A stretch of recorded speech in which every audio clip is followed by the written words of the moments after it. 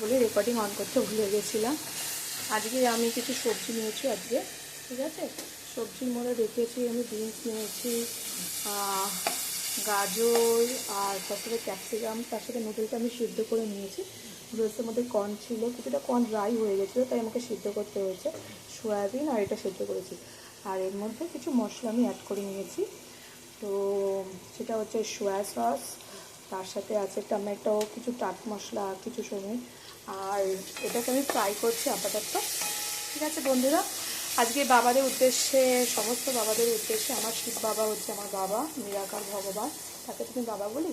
তো আজকে father's day উপলক্ষে আজকে সবাইকে বলি আজকেই ফাদার্স ডে, আজকে 16 জুন, সামথিং 17 জুন।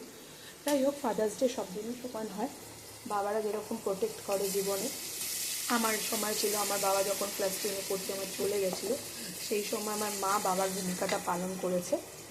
তারপরে বিয়ে হয়ে যায়, এক্সপেকটেশন থাকে যে সবাই মিলে হয়তো প্রোটেক্ট করবে, সেটা হাতটা হলে পরিপূর্ণ হতো। আমি এবার সোয়া সস আর টমেটো সসটা দেখো কালারটা চেঞ্জ হয়ে গেছে।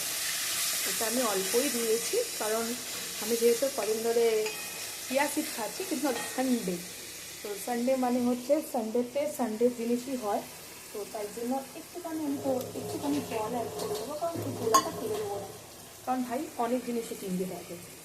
তো সেটা আমি অ্যাড করে দিলাম একটু ধোয়া গোলাটা, তাহলে ওটা সিদ্ধ হয়ে যাবে আর এটা নাড়াচাড়া হয়ে যাবে। তো যা বলছিলাম, লাইফে সমস্ত কিছু সবার মতো হয় না, তো সেই ক্ষেত্রে সমস্ত কিছুকে মানিয়ে নেওয়া সবাই বলে কর্তব্য, কিন্তু মানিয়ে নিতে নিতে নিজেকে কখনো মানাতে নেই। নিজেকে সবসময় মনিয়ে নিলে বললে হবে যে আমি নিজেকে অ্যাডজাস্টমেন্ট করছি, নিজের সাথে অ্যাডজাস্টমেন্ট নয় করতে নেই বন্ধুরা। নিজেকেও ভালোবাসতে হয়, নিজেকেও মনে হয় রেসপেক্ট দিই কখনো কখনো, তাই জন্য নিজেকেও রেসপেক্ট দাও। আর বন্ধুরা, আমি হয়তো যেদিন ভিডিও করছি তুমি দেখতে পাবে, আমি অনেকদিন বাদে ভিডিও করছি। এবার আমি যে নুডলসটা ছিল তোমরা দেখতে পারলে, আমি নুডলসটা অ্যাড করে দিলাম, ঠিক আছে। আর নুডলসটাকে ভাঙবো, সেটা আমার খুব মজা লাগে। এবার ভেঙে নিলাম, ঠিক আছে। এবার চাউমিনটাকে ঝুরঝুরে করে এবার আমি বাবাকে আগে ভোগ দেবো। শিব বাবাকে না দিয়ে তো আমরা কিছু খাই না, তো ভেঙে এটাতে একটুখানি দিয়ে দেবো।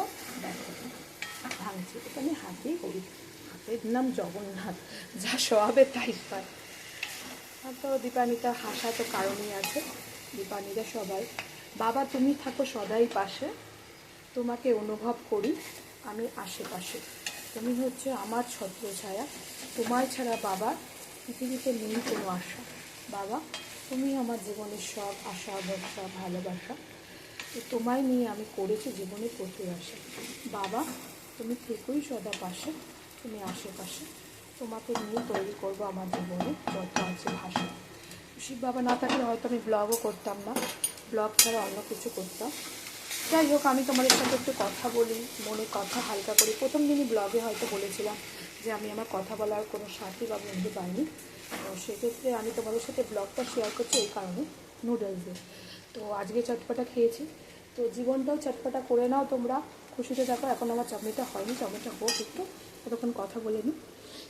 যে জীবনে ভালোবাসার ভূমিকা ততদিন থাকতে হয় যতদিন তুমি পারবে অ্যাডজাস্ট করে। যখন অ্যাডজাস্ট করতে পারবে না, মনে হবে তোমার লিমিট ক্রস করে, তখন তুমি সেটার থেকে বেরিয়ে এসো, কারণ সেটাকে বয়ে রাখলে আরও জীবনে কষ্ট পেতে হয়, ঠিক আছে। তো সেই জন্য জীবনের অ্যাডজাস্টমেন্টটা লিমিট ওয়াইজ রাখো। আমি বলছি না সবাইকে অ্যাডজাস্ট করতে, না অ্যাডজাস্ট করতে হয় কাজের ক্ষেত্রে, ঘর সংসারে, কিন্তু লিমিটেডেড অ্যাডজাস্ট করবে, ঠিক আছে। আর জীবনের সমস্ত কিছুর জন্য তুমি নিজেকে কখনো ব্লেম দেবে না যে আমি পারিনি বা আমার, সবসময় এক পক্ষের দোষ হয় না, জীবনে সবারই ভূমিকা থাকে, ঠিক আছে বন্ধুরা। তো ভালো থেকো, সুস্থ থেকো। আর দীপানিতা লাইভে কিছু কিছু সময় দীপানিতা হয়তো মিস করে, অফিস যেতে খুব তাড়াতাড়ি হয়ে যায়, ব্লগ করতে পারে না, কিন্তু চেষ্টা করবো দীপানিতা একটা না একটা ব্লগ করার। আমি এরপরে তোমাদের আমি নিজের হাতে যে ঘিটা করি, সেই ঘিয়ের রেসিপিটা তোমাদের সঙ্গে শেয়ার করব। আমি করিনি এখনও, করব, প্রচুর দিন হয়ে গেছে, টেস্ট করতে করতে নিজে নিজেই করেছি, ঠিক আছে। ভালো থেকো, সুস্থ থেকো, আর হ্যাপি থেকো, সবাইকে হ্যাপি রেখো, নিজের বাবা মাকে। ওকে বন্ধুরা, টাটা, বাই বাই।